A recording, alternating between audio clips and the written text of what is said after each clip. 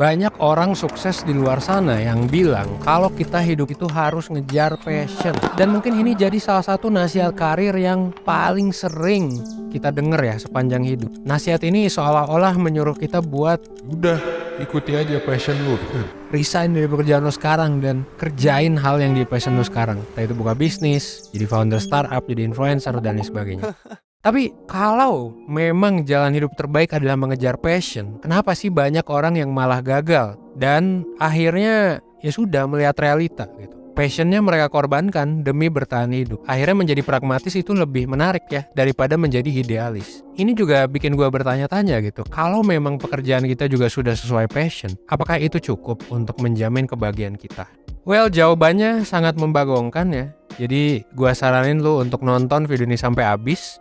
Dan gue juga mau mengucapkan selamat datang di segmen kelas kehidupan, di mana gue bakal sharing ilmu-ilmu penting yang belum diajarin di sekolah, supaya lo bisa menyelesaikan berbagai macam masalah kehidupan dan menjalani hidup dengan lebih baik, sesuai dengan kurikulum life skills-nya 1%.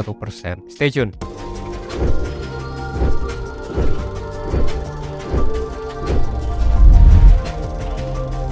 Sebelum lebih jauh, kita coba bahas dari pertanyaan mendasar. Sebenarnya passion itu apa? Well, passion adalah ketika lu punya perasaan semangat lah ya, atau gairah yang mendalam terhadap sesuatu yang lu anggap penting. Ketika lu memiliki passion ya lu bakal ngerasa seneng, lu bakal merasa termotivasi dan merasa hidup lu lebih berarti ketika lu kerjain sesuatu itu. Dan passion ini bervariasi buat masing-masing orang. Jadi ada yang suka olahraga, ada yang suka seni, ada yang suka main Mobile Legends, ya banyak lah passion lah ya. Tapi gini, nasihat buat mengejar passion, meskipun ada positifnya juga, tapi bisa jadi ini bullshit. Dan gue bakal jelasin alasannya. Kenapa sih ngejar passion itu bullshit? Pertama, konsep ini tuh menganggap bahwa kita tuh udah tahu passion tuh apa. Maksudnya gini, emang di sekolah kita pernah belajar ya passion tuh apa? Terus emang kita bisa tahu ya passion yang tepat tuh kayak gimana? Well, jawabannya adalah tentu tidak dong. Bahkan kalaupun kita sudah berpikir bahwa ini passionku, belum tentu juga itu passion lu. Dan kalaupun memang itu adalah passion lu, bisa juga passion lu berubah kan? Jadi kebanyakan orang itu butuh waktu, pendidikan, dan pengalaman kerja dulu sebelum mereka bisa menemukan passion. Bahkan mereka juga mungkin perlu nonton video ini dulu untuk tahu bahwa passion tuh ternyata itu ya.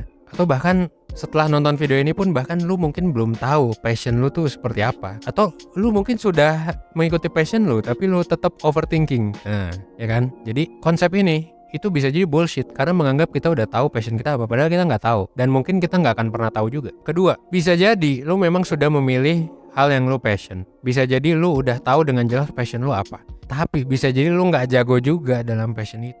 Passion tuh nggak harus lu jago. Passion tuh kan tadi, passion tuh adalah definisinya ketika lu semangat. Belum tentu lu jago. Gue bisa aja passionate main gitar, tapi apakah gue jago main gitar? Tapi intinya gitu, maksud gue kalau dalam konteks karir, bayangin lu udah milih hal yang sesuai dengan passion lu. Tapi kalau lu gak jago, apa lu gak males gitu? Apa lu gak depresi gitu ya nanti kerasanya gitu? Ya bisa aja. Lu bisa aja suka sama orang, lu bisa aja suka sama main bola, lu bisa aja suka nonton bola, lu paham semua pemainnya, lu tahu strateginya, tapi bisa aja ketika lu nonton, ketika lu praktek, lu gak jago. Dan kalaupun lu paksain buat berkarir, tadi ya, bisa jadi lu bakal kehilangan semangat, terpuruk, jadi lu depresi, dan ya bisa kena mental lah ibarat. Yang akhirnya yang menyedihkan adalah ketika lu membenci hal yang dulu lu anggap sebagai passion. Gue yakin banyak dari lu yang pernah kayak gini kan. Mungkin dulu pas masih muda idealis, tapi setelah mengetahui realita bahwa wah hidup itu sulit, akhirnya kita jadi benci sama passion. Yang ketiga, ketika lu following your passion, lu juga bisa membatasi diri lu sih. Jadi kayak karena lu mikir bahwa passion gue di sini, akhirnya lu jadi membatasi diri lu buat coba peluang lain. Nah, jadi ini tipe-tipe orang yang kayak gue mah emang passionnya di sini aja, gue nggak bisa nyoba hal yang lain. Jadi ibaratnya kayak fixed mindset gitulah ya.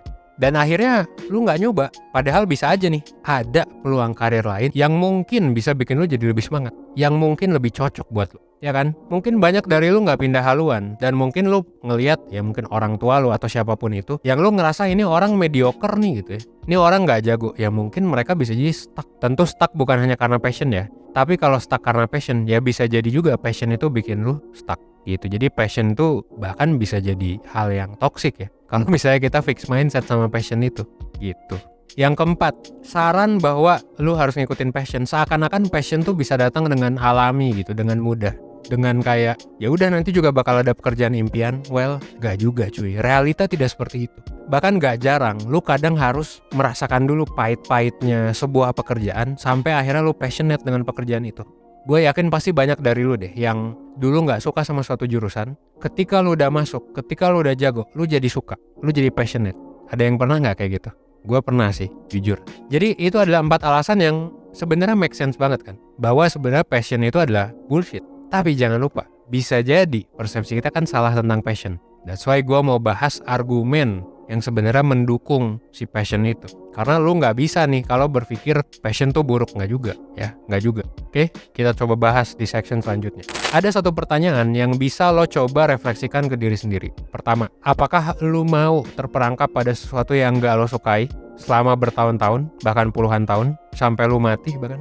Apakah lo mau terus-terusan ngerjain sesuatu yang lu tuh nggak ngerasa itu tuh punya meaning dalam hidup? Udah banyak lah ya film yang menggambarkan ini. Ya gue yakin kebanyakan dari lu gak mau lah. Ya kalau lu tanya motivator-motivator juga, pasti motivator bakal bilang, lu jangan gitu-gitu aja dong, lu harus gerak, lu harus coba sesuatu yang baru dan lain sebagainya. Dan gue setuju. Mengejar passion itu bukan hal yang sepenuhnya bullshit. Bisa aja kan, lu awalnya idealis, terus lu tertampar realita bahwa passion tuh gak semudah itu, terus lu menyerah, terus lu fuck up selamanya gitu. Ya bisa aja kan. Nah jadi, jangan lupa, passion juga punya dampak positif. Ada dampak positifnya. Melakukan hal yang kita sukai itu bisa bikin kita bahagia. Atau bahkan sesimpel yang awalnya lu pengen kerja deh di dunia gaming dan lain sebagainya, terus gak bisa. Terus tiba-tiba jadi hobi aja, yang gak apa-apa kan. Lu tetap bikin lu happy kan itu passion lu. Nah, seperti itulah gunanya passion. Meskipun ada juga ya gunanya untuk realistis ya. Sebuah penelitian ngejelasin kalau ngejar passion itu sebenarnya bisa nurunin stres dan ningkatin kebahagiaan. Nah ini juga mungkin ketika lu lihat gitu ya, ada orang yang lembur terus, ada orang yang kerja, ya mungkin dia kerja di passionnya mereka gitu. Ya termasuk gua juga ya, yang nge-record ini di jam 12 malam gitu. Kok si Evan gak capek-capek? Ya mungkin karena gua passionate gak sih dalam ngomongin hal yang kayak gini. Passion sendiri kan sebenarnya adalah berasal dari kata patio. Patio tuh artinya adalah rasa sakit guys. Yang buat orang sakit, buat tuh jadi lebih bahagia, jadi lebih puas. Kalau lu udah menemukan rasa sakit itu yang bisa bikin lu jadi lebih bahagia, saran gue sih lakuin aja, ya kan? Steve Jobs, dia kan selalu bilang, do what you love. Dan dia juga di salah satu video yang gue lihat, dia bilang bahwa kalau lu udah nemuin pekerjaan yang memang lu cocok, lu bakal tahu cuy. Dan itulah mungkin ya, Steve Jobs menemukan pekerjaan yang cocok buat dia. Kebetulan dia jago, kebetulan dia ketemu orang yang tepat, kebetulan dia hoki. Dia jadi salah satu orang terpenting di dunia sampai sekarang, ya kan? Meskipun udah meninggal, karya-karyanya masih kita nikmati, terutama dalam bidang teknologi. Tapi intinya passion tuh gak selalu buruk. Jadi ngejar passion itu tidak selalu buruk. Jadi yang lo harus lakukan adalah, ini gue bahas di section selanjutnya. Nah, menjadi passion dan menjadi realistis itu tidak bisa dipisahkan dan tidak harus dipisahkan juga. Gitu. Jadi lagi-lagi seperti biasa, ala 1% biasanya ya, be pragmatik lah. Gitu. Intinya ya kalau bisa ngejar passion ya kejar, tapi realistis juga. Kejar dua-duanya, kalau bisa ya kejar aja, kenapa harus kejar salah satunya?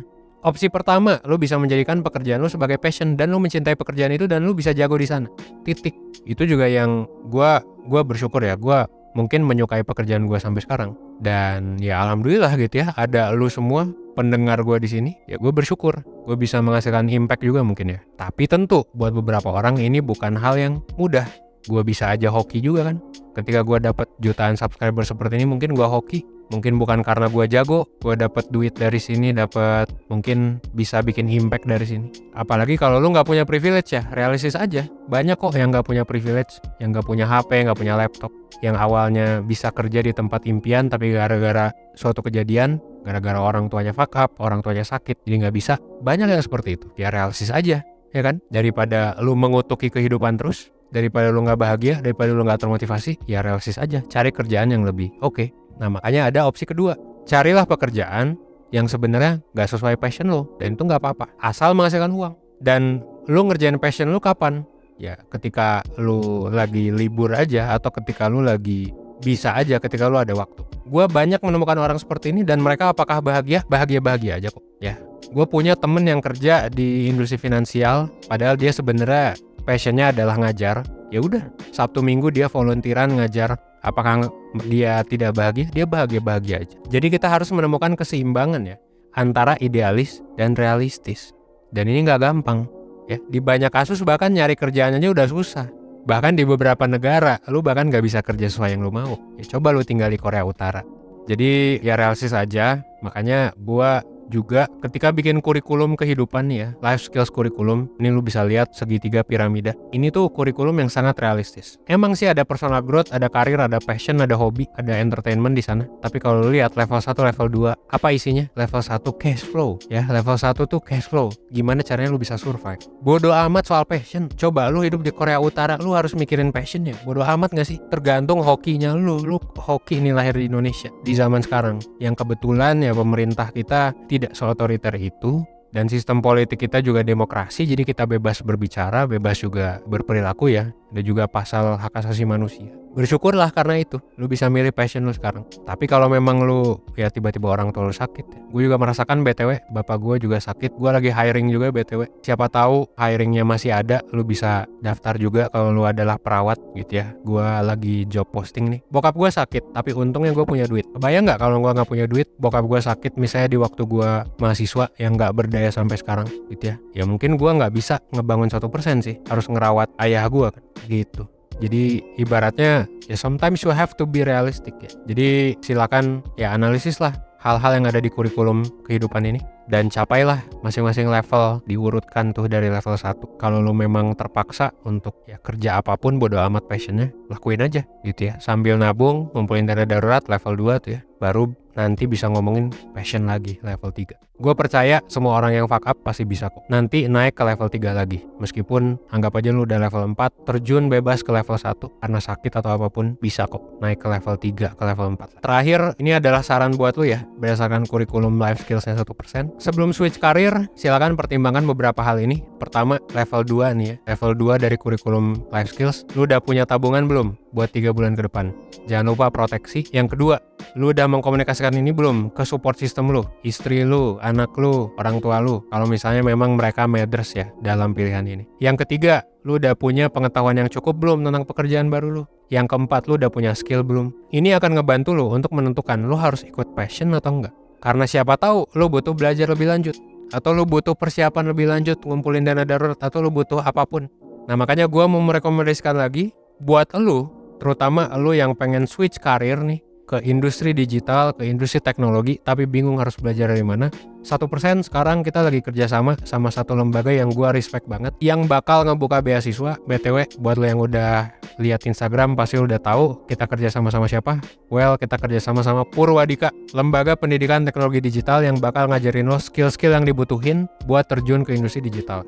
Dan karyawan-karyawan gue udah ikut bootcampnya ini, gue bisa pastiin Purwadika adalah salah satu penyedia yang bisa dibilang salah satu yang terbaik lah di Indonesia untuk lu yang pengen switch karir dengan jangka waktu yang sangat cepat. Karena lu bisa ikut bootcampnya, mulai dari web development, full stack web development, terus data science, digital marketing, UI UX design. Gue udah ngeliat banyak banget alumni Purwadika yang oke. Dan selama lu punya ijazah SMA dan S1, siapapun bisa ikut bootcamp ini, walaupun lu gak punya background di industri digital. Nah, lu kalau misalnya lu mau switch karir ke dunia teknologi, saran gue ke Purwadika. Kita lagi buka beasiswa bareng-bareng. Gak cuma belajar aja, lu nanti juga bakal dapat privilege untuk dikoneksikan kerja setelah lulus. Jadi ada job konektornya ke 1000 lebih perusahaan hiring partners yang ada di Indonesia maupun di luar negeri. Lu bisa cek testimoninya ya di luar negeri. Jadi ini cocok banget buat lu yang pengen karir switch ke industri digital. Pendaftarannya bakal dibuka di April sama Juni. Nah, jadi buat lo yang bingung, aduh gua THR mau di-spend kemana?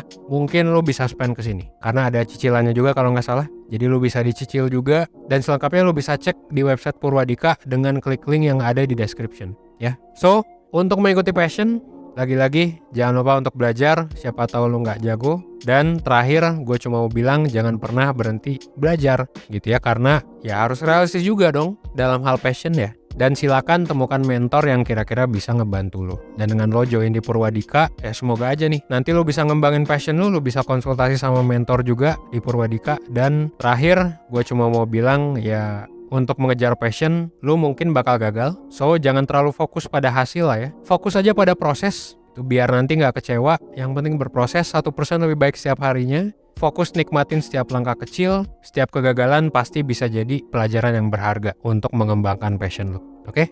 Jadi silakan klik link di deskripsi, dan klaim beasiswanya ya. At the end of the day, ngebangun mindset yang balance, di satu sisi idealis, passion ya, di satu sisi realistis, memang tidak mudah. Tapi butuh usaha, butuh waktu, butuh dedikasi. That's why, kalau misalnya lu masih bingung mau belajar dari mana, kita nyediain beasiswa, sekali lagi, 1% X Purwadika. Ini cocok banget buat lo yang pengen memulai atau switch karir ke industri digital. Karena kita bentar lagi kan industri 5.0 guys, society 5.0. Pendaftarannya gratis, persyaratannya tidak seribet itu. Silakan cek langsung di websitenya Purwadika dengan klik link yang ada di description box. Kuotanya terbatas, jadi jangan lupa buat segera daftar. Oke guys, that's all for now. Gue Evan di 1%. Well, thanks.